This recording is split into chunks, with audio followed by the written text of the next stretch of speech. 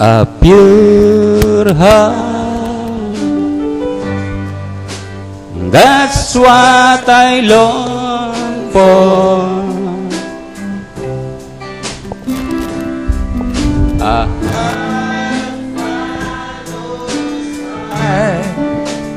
After thee,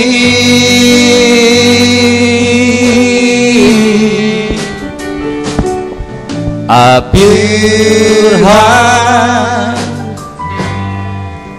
That's what I long for. A heart that follows her after thee. Hallelujah.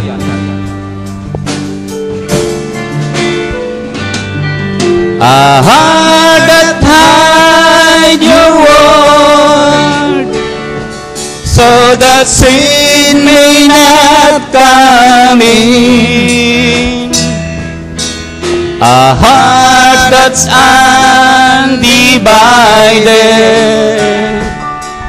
but one who roll and reign. A heart that beats compassion, that pleases you, my Lord. A sweet aroma of worship that rises to your throne.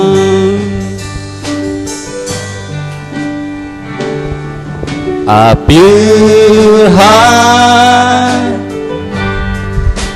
that's what I long for. A heart that follows hard after thee.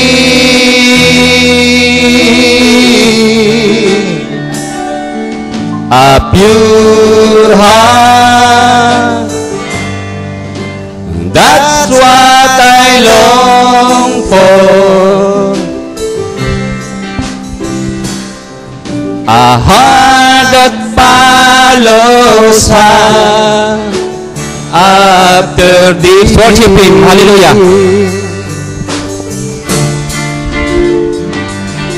A heart that hide your word, so the sin may not come in. A heart that's undivided, but one who roll and reign. A heart that beats compassion, that pleases you, my Lord. A sweet aroma of worship that rises to your throne. Hallelujah. Worship Him. Glory. A heart that hides your word, so that sin may not come in. A heart that's undivided, but one who rules and reigns. A heart that beats compassion, that blesses you, my Lord. A sweet aroma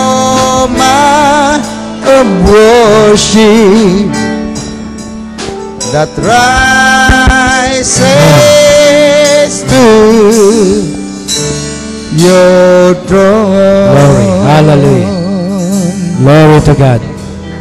Hallelujah. Sweet aroma of worship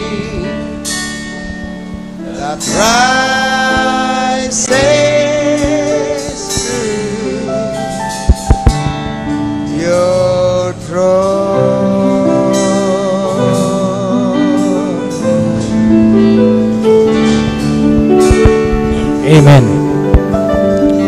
Praise God.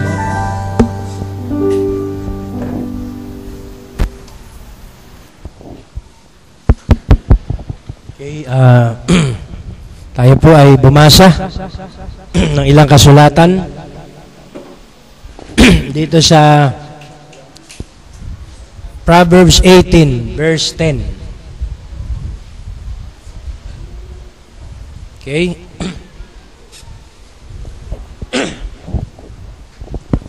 The name of the Lord is a strong tower. The righteous runneth into it and is safe. Amen. Praise be to God. Tayo ay manalangin. Let's bow our heads. Dakilang Diyos na makapangyarihan sa lahat, marami pong salamat sa iyo sa biyaya at habag mo, sa mga kalakasan, kagalingan, pagpapala, biyaya, na patuloy na ibinibigay mo sa bawat isa sa amin. O Diyos, sa umagang ito, Lord, muli mong pagpalain ang mga salitang ito na aming binasa.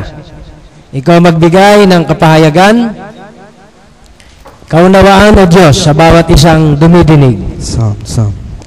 At patuloy mong gawing malinaw ito sa bawat isa ang mga mensahe mo ngayong umaga. Ikaw mag-take control sa buong bahagi ng gawain. O Diyos, aming dinudulog at binibigay sa iyo ang lahat ng ito at ang buong kapamahalan mo ang mahayag sa amin ngayong umaga. Salamat, Lord. In the name of Jesus Christ we pray. Amen and amen. Tayo po ay makaupo na. Excuse sa aking pananalita. Andiyan pa yung malat. At sa biyaya ng Panginoon ay pinermit niya na magkaroon ako ng kalakasan ngayong umaga. Bagamat ako po ay talagang may trangkaso at napakasama ng pakiramdam. Ngunit sa biyaya ng Panginoon ay siyang nagbigay ng kalakasan upang ang gawain ay patuloy na ating maisakatuparan. Pinapasalamatan ko siya sa kalakasan. Although na-cancel ang ibang mga appointment, I believe na ang lahat ng mga bagay ay ang Diyos ang merong kapamaraanan. Nais kong pag-usapan natin at ituloy itong paksa na Cities of Refuge. Nung last Wednesday, kung nandito po kayo ay tinake up ito. At ito ay continuation ng ating paksa. Binabati ko pala yung mga brothers, sisters, overseas, sila Brother Israel, na nandyan sa dako ng, saan ba yun, Brad? Peru. God bless you, Brad. At sila Brother Rudy sa England. Palain kayo ng Panginoon at biyaya ng Diyos na patuloy tayo na makarinig sa kanyang mga salita. Now, dito sa ating paksa ay nais kong balikan yung mga lugar at dako. There are 6 cities of refuge na kung saan ay itinatag ni Joshua. Nandyan yung Hebron, Gilgal, ayan ay mga cities of refuge, Zion, okay, at marami pang iba, Ramoth Gilead, na sinabi there was other great cities, such as Hebron, that was the place for a man who was wanting a city of refuge, a place of safety. There was Ramoth Gilead, also another place of refuge where the people could come, which would be very appropriate for him to be born. So na-mention dito yung birthplace ni Christ, napakaraming magagandang lugar. Pero hindi yun ang pinili ng Diyos para pagsilangan ng kanyang anak na walang ibang ating Panginoon. At na-mention doon yung tinatawag na mga great cities like Zion, Gilgal, na kung saan ay napakagandang mga lugar. Shiloh, Ramoth Gilead, Cades Barnea. Alam natin na mga great cities of refuge. At ang napili niya ay Bethlehem. Kaya nga sa message niya, why little Bethlehem? Ano ba bakit Bethlehem ang pinili niya na lugar na kapanganakan? So alam natin kung bakit. Diba? Sapagkat ang Bethlehem ay house of God's bread. Ito ay bahay ng pagkain ng Panginoon. Number 1 na dapat nating malaman, ang cities o city of refuge ay ito yung tinatawag natin na house of God's bread. Meron din, ito rin ay tinagurian na ang tinatawag na bahay ng Diyos na pinagmumulan ng pagkain. Dahil ang bahay ng Diyos ay may pagkain. Hindi po pwedeng walang pagkain, right?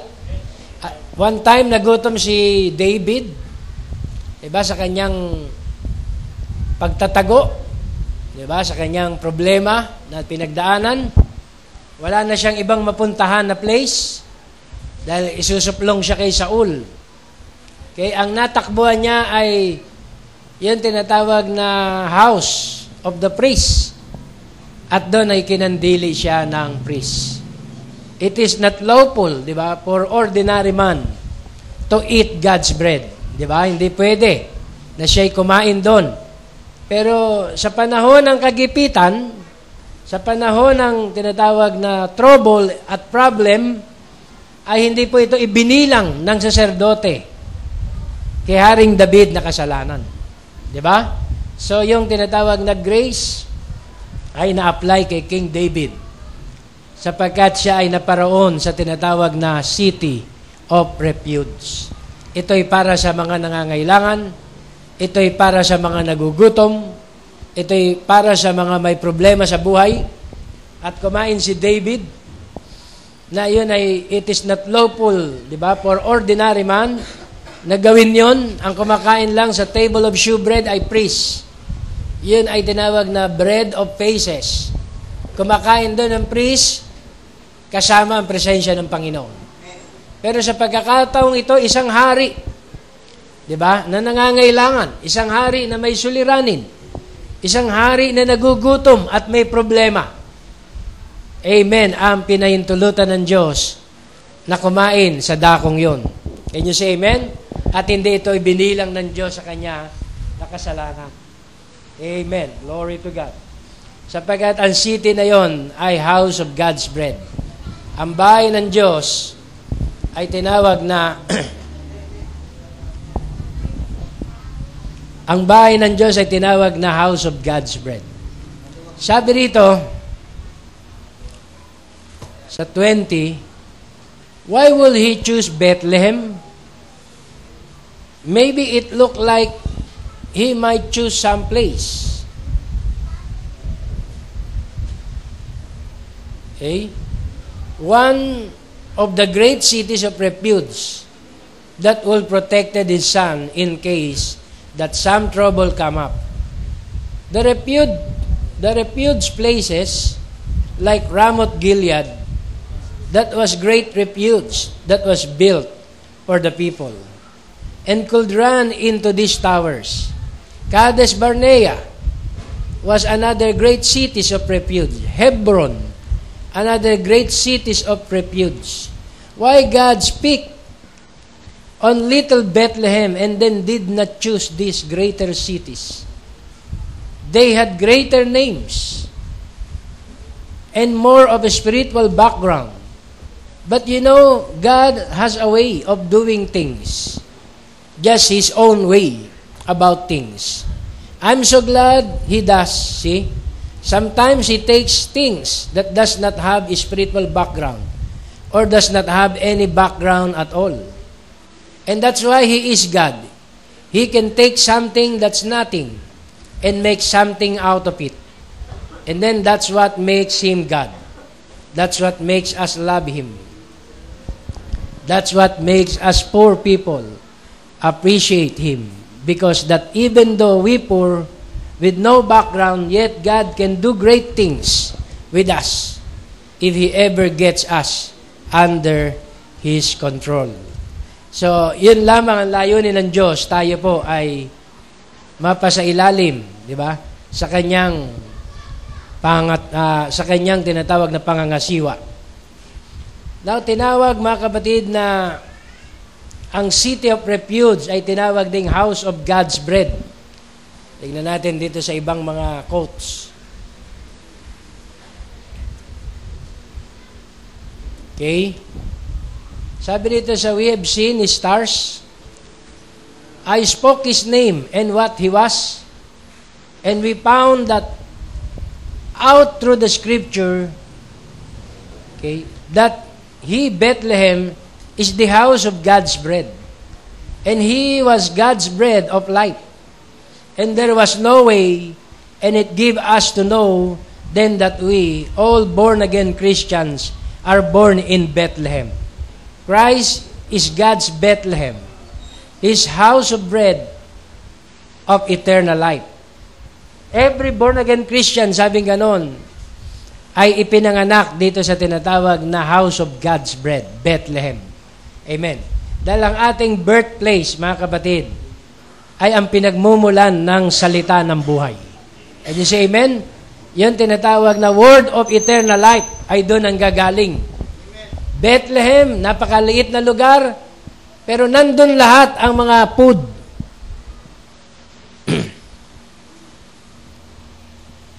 Andun lahat ng mga tinatawag na mga blessings. Andun lahat ng mga spiritual nourishment ng Diyos. Okay? At bilang mga believer, mapalad tayo na tayo'y isinilang doon. Amen? Isinilang tayo sa bahay na hindi mauubusan ng pagkain. Kahit anong famine and drought ang dumating. Can you say amen? Mauubusan ng preaching, mauubusan ng teaching. Amen? Ang mga malalaking denomination. Pero ang tinatawag na house of God's bread ay hindi mauubusan ng mensahe. Can you say amen? Hallelujah, sapagkat nasa atin ang A to C na kapahayagan. Nasa atin ang Alpha and Omega na revelation. At yun ang tinatawag na kapunuan ng kanyang salita. Amen. Kaya ang bride ay mapalad sapagkat siya ay isinilang sa house of God's bread. Amen. Ang place of refuge, aanuhin mo ang bahay na walang pagkain. Diba? Maganda nga ang sopa, maganda nga ang kama, maganda nga ang kitchen, wala naman laman. Pag ikay nagutom, wala ka makakain. Mas pipiliin mo ba ang simpleng bahay pero puno ng pagkain? Diba? Puno ng supply. Kompleto ang tubig. Kompleto ang food. Kompleto lahat-lahat. Amen? Kaya yung mensahe, wala ka nang hahanapin pa. Subukan mong lumabas.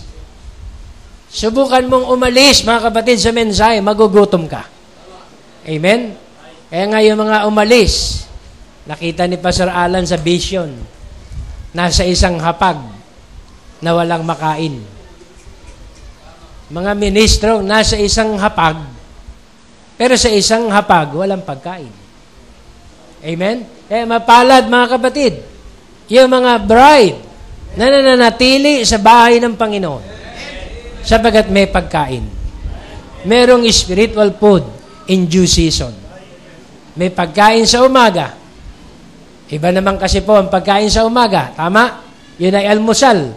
Iba naman ang pagkain sa tanghalian. Iba rin ang pagkain sa hapunan.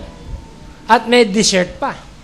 Kaya ang bawat anak ng Diyos na ipinanganak sa bahay ng Diyos ay kinakailangan manatili sa bahay ng Panginoon. Amen? Subukan mo 1 linggo kang mawala sa bahay ng Panginoon, magugutom ka. Subukan mo 2 linggo mawala ka sa bahay ng Panginoon, amen? Maghihingalo ka. Subukan mo 1 buwan mawala ka sa bahay ng Panginoon, para kang nagpi-50-50 sa mensahe.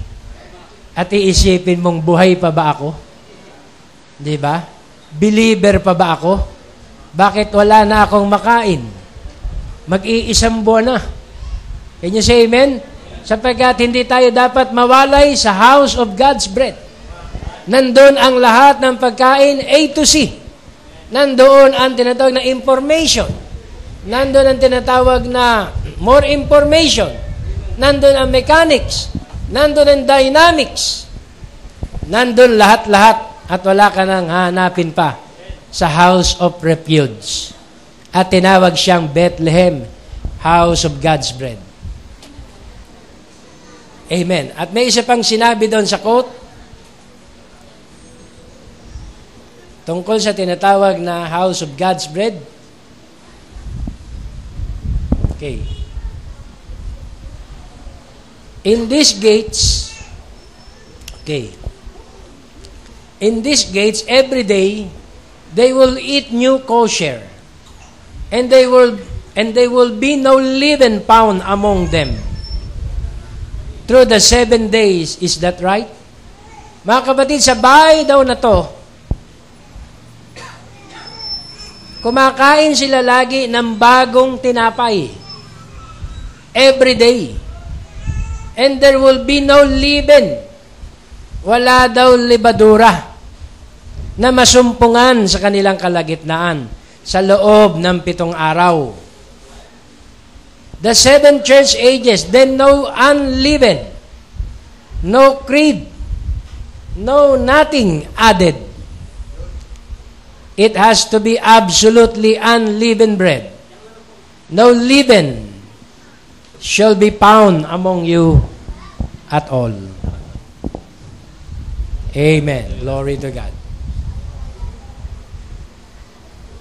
Just a leaven, the word itself, that's the only, and that word is God, and God was made flesh in the person of Jesus Christ, which that is the gate.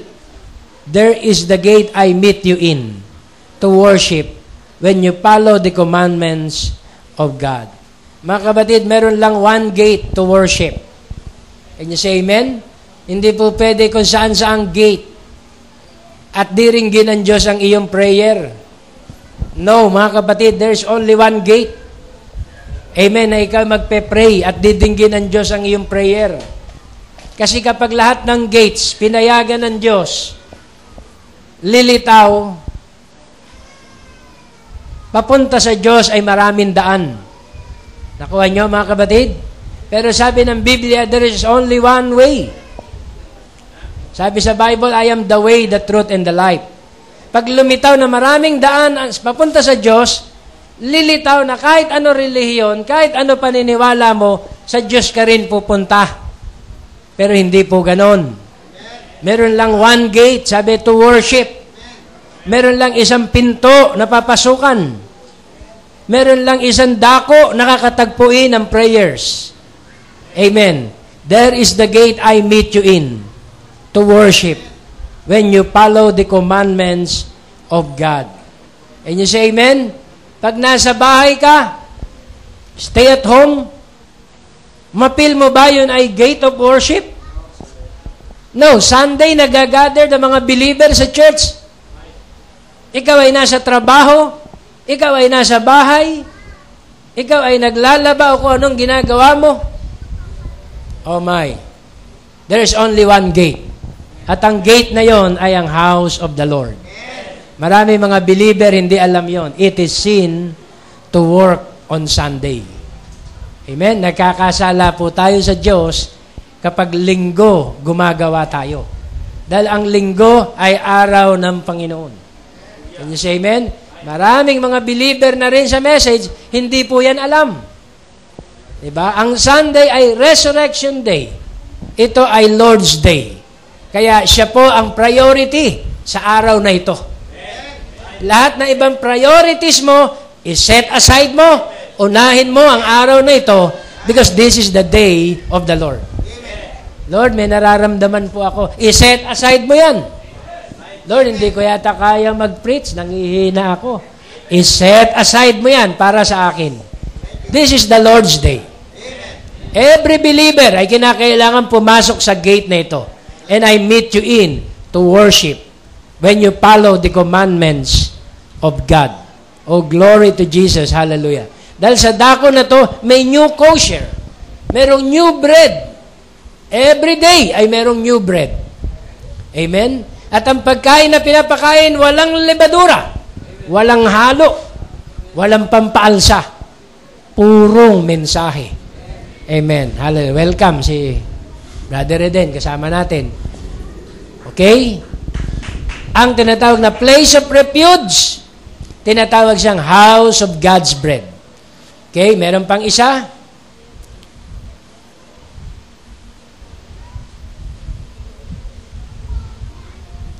Next, yung tinatawag na the house of refuge is also the house of correction. Can you say amen? Pag pumasok ka sa bahay ng Panginoon, papasok ka sa tinatawag na house of correction. Shall we bow our heads? Just a moment for prayer. Sabi ni Brother Branham, our Heavenly Father, we thank Thee tonight sa kanyang prayer for this another opportunity that we're permitted to be here in the house that's called by your name, the house of God. We realize that this is the house of correction, a sanctuary, a place where we're indicted and our indictments are pleaded. Now we pray, Father, that you'll forgive us of every sin and every trespass that we've done. The house of the Lord is the house of correction. Another quote, sabi, now we ought to come to church with the highest of reverence. We ought to enter the church like real saints of God. Walk over and take our position and keep our minds on Christ. We ought to forsake everything of the world like that. And if you are really born again, this may cut now just a little bit. But you know, this is the house of correction. If you're really born of the Spirit of God, that's where your heart lays anyhow. Amen. Your thoughts is anchored yonder. If you're ever, Jesus said, he that heareth my words and believeth on him that sent me has everlasting life. He that heareth my words and believeth. Amen. Oh, glory to God.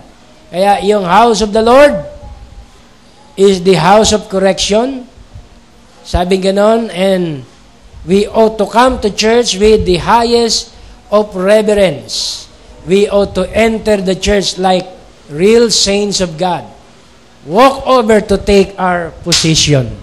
Kaya every believer ay kinakailangang kunin natin, punan natin ang ating posisyon sa bahay ng Panginoon. Diba? Kung ikaw ay song leader, you must lead song. Kung ikaw ay preacher, you must preach. Kung ikaw ay MC, you must lead the service. Diba? Kung ikaw ay believers, you must hear and obey the message. We must take our position, sabi, as a member of God. So, ang house of God ay house of correction. Na-misinterpret ng marami, mga kapatid. Nang si Jesus ay pumasok sa Jerusalem, okay, nilatag nila ang kanilang mga damit habang lumalapit si Jesus doon sa templo. Tama? Sabi niya, Hosanna, Hosanna, praise the King. Diba? Praise the King. Pinupuri nila ang hari. Pinupuri nila ang Panginoon. Pero pagpasok ng Panginoon sa templo, can you say amen? Pinagtutumba niya yung mga tindahan. Diba? Nailang yung mga tao, bakit ganito ang aming king? Diba? Tinaob yung money changer, pinaghahampas yung mga sugalan.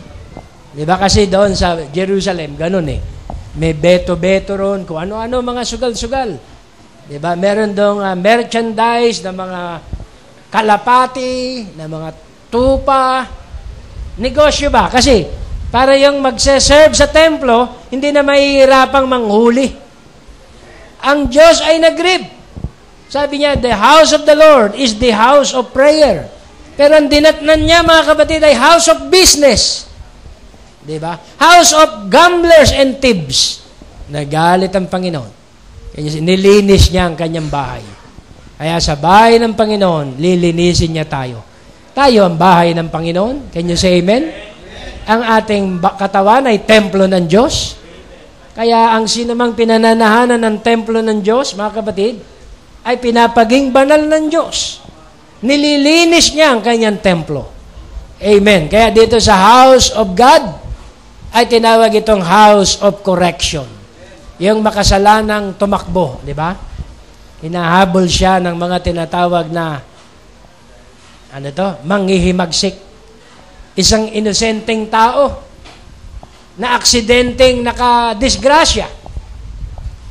At dahil ang kanya na disgrasya ay namatay, tumakbo yung tao. At tumakbo siya doon sa bahay ng Panginoon. So ang lahat ng tinatawag na humahabol, sabi sa Bible, ay hindi maaaring pasukin at kunin yung tao as long na ang tao ay hindi na po-proven na guilty. Amen? As long na yung tao ay nasa house of refuge. Lalabas yung priest, kahit uugod-ugod na yun. Kasi itulak lang nila yun, tutumba yung priest eh. Pero uugod-ugod yung priest. Mga amang, walang maaaring mag-trespass sapagkat ang taong ito ay hindi pa napatunayang guilty. Kaya mag-intay lang kayo. Siya'y kailangang i-prove. At kung masumpungan siya'y inosente, mga amang, wala kayong magagawa. Kayo'y magsiuwi na. Kaya once na ikaw ay nasa loob ng bahay ng Panginoon, once na ikaw ay napaloob sa token, walang pwedeng gumalaw sa iyo. Walang pwedeng umargabyado sa iyo dito sa token. Sapagkat this is God's protection. Diba? This is God's refuge. Yung sinner, nagko-confess sa priest, my precious priest, ako po ay nag-self-defense lang. Tinambangan po ako ng grupong yan. Naagawan ko po yung isa. At hindi ko po talagang sinasadyang maka-aksidente. Pero yun po ang nangyari. Kaya ako po'y napatakbo dito sa iyong bahay. Nasa iyo pong mga kamay, mahal na priest. Kung ako'y inyong tatanggapin o ako'y inyong ibibigay sa aking manghihimagsik. Magpapatawag ang priest ng tinatawag na witness. Totoo ba ang sinasabi ng taong ito? Totoo po. Totoo po na siya'y ganun nga, nag-self-defense sa kanyang sarili. At siya'y nakatakas. At sasabihin ng priest sa mga assailant, mula sa araw na ito, mananatili ang taong ito dito sa bahay ng Panginoon. Walang maaring sino man sa inyong gagalaw o mananakit sa taong ito sapagkat siya ay nasa house of refuge. Walang pwedeng manakit. Diba? Walang pwedeng dumukot sa kanya sa bahay na ito mula ngayon sapagkat siya ay protected ng dugo ng Panginoon. Can you say amen? At uuwi ang mga tinatawag na mga manghihimagsik. At igagalang nila, mga kapatid, ang priest at ang kautusan. Can you say amen? At ang taong yun ay mananatili ron. Hindi siya pwedeng lumabas. Dahil pag lumabas siya, papatayin siya ng mga nangahabol sa kanya. Kaya kailangan niyang manatili sa bahay ng Panginoon. Kumain at uminom. Kumain at uminom. Kumain ang salita ng Diyos. Uminom ng tinatawag na alak ng kapahayagan ng ating Panginoon, na siya'y lumago, na siya ay maturuan. Because ang house of the Lord ay house of tutorship. Can you say amen? At marami mga bagay ang hindi pa natin alam, pero kinakailangan tayo pumasok sa bahay ng Panginoon upang ating matanggap ang kanyang tutorship. Bukod sa house of correction, ang house of the Lord ay house of tutorship. Tuturuan ka dito. Di ba? Kung paano ka lumakad sa salita ng Panginoon. Tuturuan ka dito upang mag-matured ka sa mensahe. Kasi pag hindi ka nag-matured sa mensahe, madali kang, alam mo na yun, mahulog. Madali kang matempt. Di ba? Madali kang mahatak. Kaya kinakailangan, ma-educate ka sa mensahe. Anong educate, pastor? Lagi naman ako nagsisimba. Kailangan mo mag-aral. Kailangan mo mag-take note. Kailangan mong sumahod ng mga information at kapahayagan. Kailangan mong bulay-bulayin ito sa iyong bahay pag-uwi. Ito pala ang house of God's. Ito pala ang house of correction. Ito pala yung sinasabi ni pastor na tutorship. Dahil ang isang believer, pag hindi siya nakarating sa tutorship, kahit believer pa siya, pag express, walang kaibahan sa servant. Servant pa rin ang kanyang kalagayan. Can you say amen? Bakit? Kung anak yan, hindi pa nagmamature, hindi pwedeng pagtiwalaan. Sasabihin ng ama, naku, pag nag-business yan, baka madaya. Pag tumao sa tindahan, baka magkamali ng sukli. Diba? O baka malito. Ganon din ang servant, hindi mo rin pwedeng pagtiwalaan doon sa kaha. Mahirap na. Baka mamaya matempt ang servant. Can you say amen? Kaya kailangan dalhin sa tutorship. At sa tutorship, doon ka mag-grow sa maraming information. Doon mo ma-overcome at maiintindihan ang maraming temptation sa buhay. Kaya nga, I believe, mga believers dito sa church, every day, humaharap tayo sa multitudes of temptations. Ay sabihin mo, waiter ka lang. May nakaiwan dyan ng pera. Uy, kapal ah. Tago ko nga. Then may maghahanap. Wala ho ako nakita. May temptation. Diba? Kahit sabihin mo, pinakamababa na ang trabaho, mag-isip ka na, merong multitudes of sins and temptation. Diba? Bibiruin ka, waiter ka lang. Ang gwapo mo ah. Diba? Pwede ba kitang ma-invite sa aking suite? Ay, naku po. Hindi po pwede yan sa mensahe. Labag po yan sa mensahe. Diba? Kaso yung nag-i-invite pang Miss Universe yung itsura. Nako. Paano ito, pastor? Naalala niya ngayon na mensahe, merong house of correction. My Lord and my God, nag-cruise. Naalala niya ang house of correction. Naalala niya si Sister Nelpa. Can you say amen? Sorry ho, ma'am. Tapat ho ako sa aking tungkulin at sa aking church at sa aking sambahayan. Dahil dumaan ka sa house of correction. Diba? Walang sinisino kahit anong trabaho mo.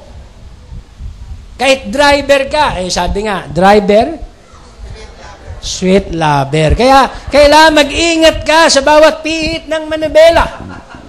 Diba? Maraming temptation everywhere. At sabihin mo nga, bira ka na nga maligo. Diba? Kapag ang temptation dumating sa iyo, paano ka makakawala? Kailangan mo ang place of refuge. Kailangan mo ang house of tutorship upang ikaw ay turuan ng Ama para makaiwas sa tinatawag na mga wiles of the devils. Can you say amen? Kasi sino bang pupuntiryahin ng diablo kundi mga believer? Diba? Hindi na pupuntiryahin yan mga unbeliever. Kanila na yan Ang aabangan niya, mga believer. Ito, faithful to kay Pastor Batak. Ayan. Kaya ang tunay na mga believer ay papasok sa bahay ng Panginoon upang tanggapin niya ang tutorship. Diba? Upang siya magkaroon ng tinatawag na mga kaalaman. Magkaroon siya ng mga impormasyon kung paano labanan ang kaaway. Diba? Kay Lord, meron 3 temptation. Ang first temptation, yung tinapay ay gawing bato. Diyos siya na nasa laman. Kaya niyang gawin yun. Pero siya'y underpass. Gutom na siya, gusto niya nang kumain, pero nireject niya ang kanyang laman. Can you say amen? Dahil tinutok siya ng demonyo. Sige na, sirain mo na ang fasting mo. Alam niyo ba, mga kapatid, ang Panginoon, wala siyang sinisino kapag kahit propeta, kahit anak niya, pag lumabag sa kanyang salita ay kanyang pinarurusahan. Naalala niyo ba yung prophet sa Old Testament? Nasa sobrang gutom, na-tempt, binrake niya yung kanyang fasting, pinatay ng Panginoon. Si Jesus Christ ay nilapitan din ng dyablo, 40 days ang kanyang fasting period. Sabi ng demonyo, sige na, gawin mo ng tinapay ang batong yan para ikay makapag-break na. Sabi ng Panginoon, hindi lang sa tinapay nabubuhay ang tao, kundi sa bawat salitang lumalabas sa bibig ng Diyos. Paano kung believer kang wala kang alam sa word? Diba? Paano mo kakatigan ng word kapag ang kaharap mo na temptation? Diba? Pagkaharap mo na mga pidap. Diba? Pagkaharap mo na mga pork barrel. Paano mo lulusutan yan? Pagkaharap mo na ay mga soul ng tao. Paano ka lulusot? Kaya kailangan mo na dyan ang Panginoon. Can you say amen? Na ikay maging righteous sa iyong tinatawag na pananaw. Napakaraming temptation. Sabi ni Jesus, man shall not live by bread alone, but by every word that proceeded out from the mouth of God. Sabi dito, now we ought to come to church with the highest of reverence. We ought to enter the church like real saints of God, walk over and take our position, and keep our minds on Christ. Yun po mga kapatid, ang nais ng mensahe sa atin. Tayo ay pumasok sa simbahan na may paggalang at ating kunin ang ating posisyon sa kanyang salita. Now, ang house of the Lord is a mighty tower. He is a rock and a mighty tower. And He is a shelter in the time of storm. And He is our shelter. The righteous run into this tower and are safe. Yes, they are safe. That's right. He is on the home plate. He is called safe by the Supreme Judge. And that's His safe. They that wait upon the Lord shall renew their strength. And He is the house of refuge. Mga kapatid, ang house of refuge ay ang mighty tower. And He is a shelter in the time of storm. Mga kapatid, kapag grabe na po ang pagsubok mo sa buhay, wala kang ibang tatakbo ang shelter, kundi ang place of refuge. Dito'y protektado ka. Ito ay rock. Diba? Sabi nga, He is a rock. Dumating sa time ni David, kasi siya ay righteous leader, tumatayo siya sa mensahe, siya ay king. Dahil sa pagtayo niya sa katuwiran, dumami ang kaaway niya. Akala mo, mga kapatid, pag tumayo ka sa katuwiran, dadami ang kaibigan mo. Hindi. Pag tumayo ka sa katuwiran, dahil hari siya, dumami ang kaaway ni Haring David. Ultimong anak na niya. Diba? Pinagtatangkaan pa ang buhay niya. Mga anak ni David. Diba? Yun yung nangyari sa political power ni David sa time na yon as a king. Then, ang ginawa ni Haring David ay umiyak siya sa Panginoon. Sinabi niya, He is a rock and a mighty tower, and He is a shelter in the time of storm. Dahil ang mga kaaway niya ay nandyan. Sabi niya, one time, though I walk in the valley of the shadow of death. Kasi pag siya'y umaalis, may aambo sa kanya. Tama, mga kapatid, may nag-aabang. Andon yung kanyang pangamba. Lagi siyang kargado, si Haring David. Lagi siyang may bodyguard. Ang dami niyang kalaban. Nananalangin siya sa Panginoon na, Panginoon, protektahan mo ako sa lahat ng aking mga kalaban. At hindi po siya pinabayaan ng ating Panginoon. Can you say amen? Dahil si Haring David ay righteous king. Siya ay tumatayo sa tinatawag na mighty tower. At siya ay tumatayo sa place of refuge. So ngayong umaga, mga kapatid, kahit ano man ang estado natin sa buhay, nang tanggapin natin ang mensahe, matanggap natin ang baptism ng Holy Ghost, ma-receive natin ang token sa ating panahon, tayo po ay nasa place of refuge. Tayo ay sealed in sa mensahe. At si Satan ay sealed out. Once na ikaw ay sealed in, ikaw ay protected. Diba? Ikaw ay nasa God's security. Ikaw ay nasa God's ownership. Can you say amen? Ikaw ay selyado ng token. Kaya sabi doon sa message, every word, di ba, is entitled. Every word that we receive, we are entitled to the token. By believing every word. Sa pamamagitan ng pagtanggap natin at paniniwala sa bawat salita ng Diyos, tayo po ay naging tinatawag na titulado sa karapatan ng kanyang proteksyon, ng token of God. Can you say amen? Kaya tayo po ay merong kapayapaan. Diba? Hindi po mabibili yun, yung kapayapaan. Lumalakad kang payapa. Namumuhay kang payapa under God's protection. Under God's security. Under God's rulership. Can you say amen? Hindi ka mangangamba. Hindi ka matatakot. Dahil ang rulership na pinapatupad mo sa church ay God's rulership. Diba? Alam mo, ang kukudita dyan ay diablo. Can you say amen? Ang pinapatupad mo sa church ay God's rulership. Ang tinuturo mo sa church ay pure word, unleavened bread. Eh sino pa ang kakalaban dyan? Pag may kumalaban pa dyan, diablo. Can you say amen? Kaya mananatili dyan ang mga believer. Mag-i-stay dyan ang mga believer. Sapagat yan ang kanilang tinatawag na rock or mighty tower.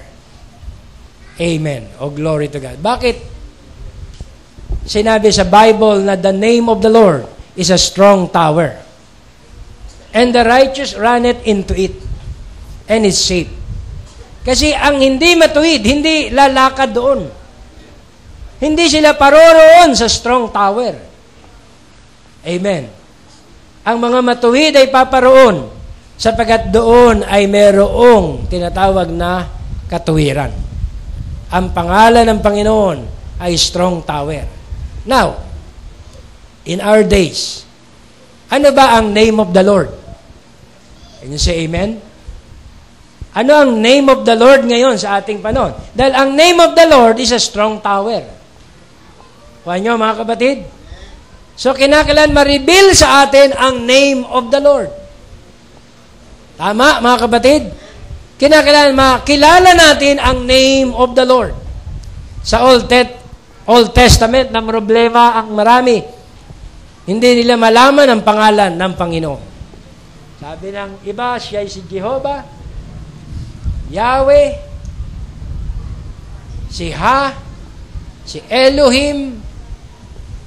Marami silang pangalang sinasambit sa pangalan ng Panginoon. Dumating ang New Testament, ni-reveal ang one true name, which is the Lord Jesus Christ. Can you say amen? Na yun ang tinatawag na name of the Lord. Ano man ang gawin nyo sa salita't gawa, gawin nyo sa pangalan ng Panginoon. Amen? Whatsoever you do in deed or in work, do it in the name of the Lord Jesus Christ. So, in the name of the Lord is a strong tower. In these last days, ang name of the Lord ay nasa bride. We are God-chosen place of worship. Ang God-chosen place of worship, ang piniling dako ng Diyos na pagsamba in these last days ay nasa bride.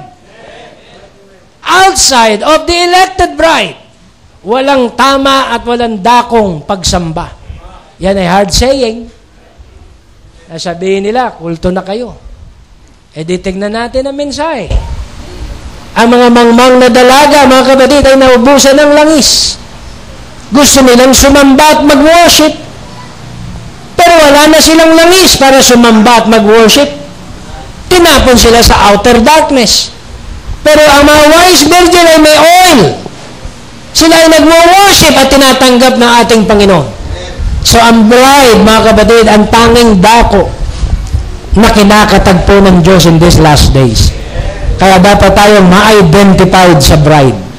Yun ang God-chosen place of worship. Sabi ni Barbanam, everything outside of the elected bride, everything, sabi niya, will go through the tribulation period. foolish virgin, innocent, heathens, wicked, lahat pupunta sa tribulation period outside sa elected bride. Dahil ang elected bride ang tanging dako ng kanyang pagsamba. Ang tanging dako na dapat pasukan ng bawat worshiper. Diba? Kaya nga sabi ng isang relihiyon, malibang pumasok kayo sa aming pinto. Ay, ang tinutukoy kasi nilang pintuan ay samahan. Isang sekta. Tama, mga kapatid? Sinabi naman ng isang tinatawag na preacher, malibang lumakad kayo sa dating daan, ay hindi niyo masusumpungan ang tunay na kaligtasan. Ang tinutukoy ng dating daan ay yung turo, mga kapatid, ng kanilang leader. Di ba? Meron na ngayon bagong daan. Di ba? Ang bagong daan ay si Kristo. Sabi niya, I am the way, the truth, and the life. Merong tinatawag na makipot na daan. At ang makipot na daan, yun ang dinadaanan ng mga bride. Amen. Hallelujah. Yun ang patungo doon sa tinatawag na house of God's correction. Panglas, mga kapatid, ang place of refuge ay house of correction. The house of God, house of correction. A sanctuary, a place where indicted and our indictments are pleaded. Now we pray, Father, that you'll forgive us of every sin and every trespass that we've done. Sa house of correction, nagpapahayag tayo ng ating pagkakamali. Agaya ng isang brother, narinig ko, sabi niya, patawad po sa Panginoon. Ano kaya nagawang pagkakasala ni brother? Hindi po ako nakadalo ng Wednesday. Maaring sabihin mo, hindi lang nakadalo ng Wednesday, humihingi na ng patawad.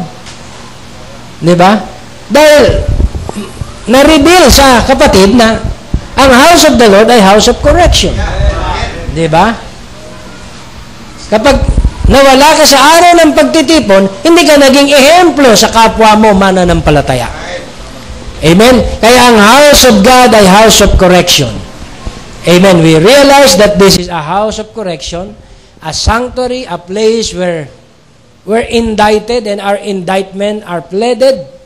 Now we pray, Father, that you'll forgive us of every sin and every trespass that we've done. Hindi natin sinabi na tayo ay perfect, kundi pag tayo pumapasok sa simbahan, inaako natin ang lahat ng ating kahinaan. Diba? Kino-confess natin ang lahat ng ating kamalian.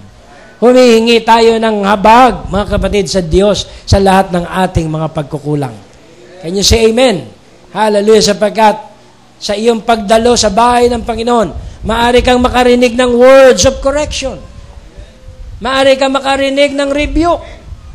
Maaari kang makarinig ng tinatawag na paalala. Diba? At makukwiken ka sa salita at sasabihin mo, Oh Lord, itago mo ako sa iyong katuwiran. Can you say amen? Kaya yun ang kahalagahan, mga kapatid, na meron tayong mensahe sa huling kapanahunan, bukod sa house of correction, tinawag ding mighty tower, tinawag ding shelter, amen? Tinawag ding house of refuge, tinawag ding house of God's bread. Amen. Na tinatawag na dako din ng pagsamba. Awitin nga natin yung awit na yung shelter from the storm. Yung inaawit niyo, Brad. Ano bang awit yon? Sige. Tayo magpuri sa ating Panginoon. Ano ba yan? Still?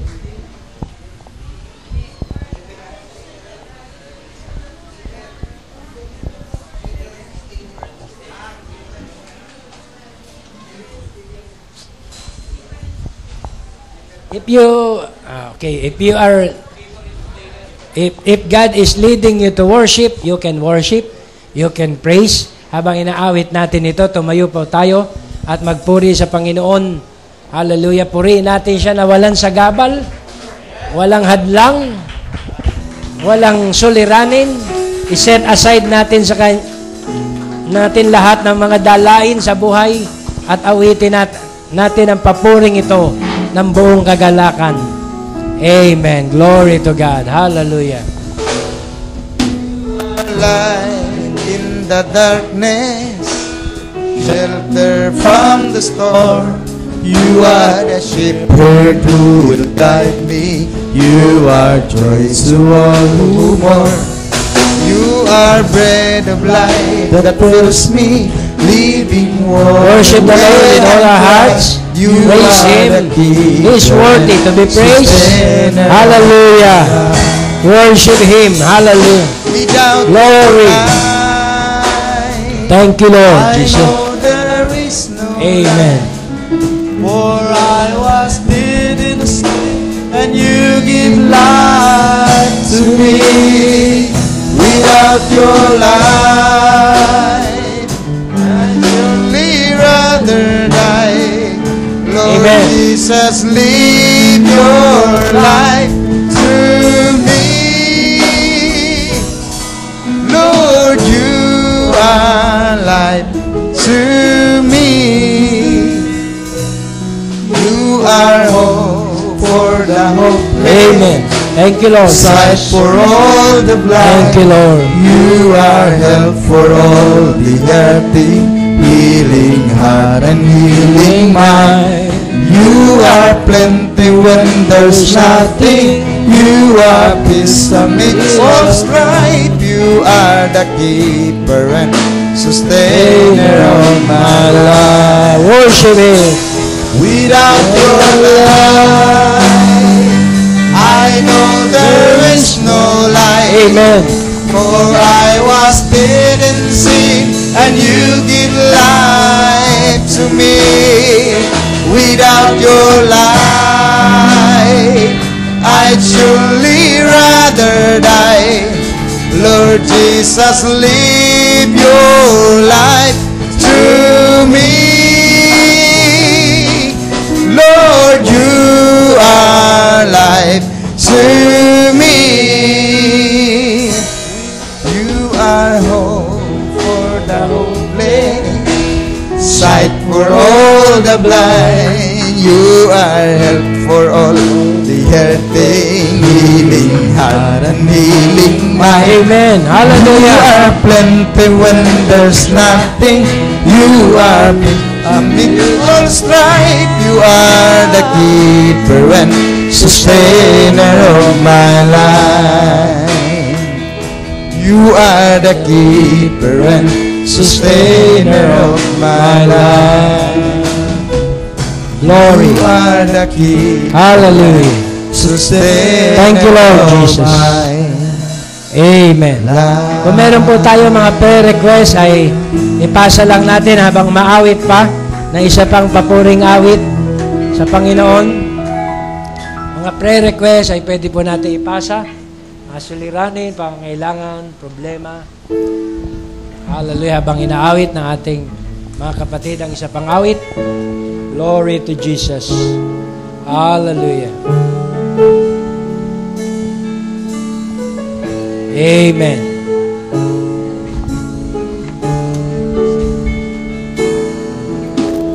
Beautiful beyond description, too marvelous for words, too wonderful in comprehension, like nothing ever seen or heard. Who can grasp your infinite wisdom? Who can fathom The depths of your love?